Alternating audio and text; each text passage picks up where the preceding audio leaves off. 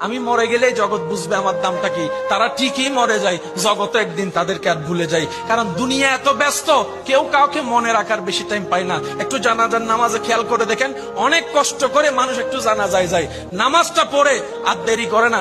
কবরস্থান পর্যন্ত যাওয়ার মানুষের সংখ্যা দেখবেন যে একদম কম, কবর দেওয়ার সময় মানুষের সংখ্যা দেখবেন যে আরো কমে গিয়েছে। মানুষের ব্যস্ততা এমন, আজকে যেরকম আপনার আমার অন্য কারোর জন্য টাইম নাই, একদিন ওদের হবে আমাদের জন্য কারো টাইম থাকবে না। সেজন্য মনে রাখবেন, পৃথিবীর যতই আপন হোক, যতই কাছের হোক, যতই রক্তের হোক, যতই ভালোবাসার হোক, কেউ কারো আপন না, কেউ কারো আপন না। দিন শেষে বাস্তবতা মেনে নেওয়াটাই বুদ্ধিমানের কাজ। কথা বলেন ঠিক কিনা?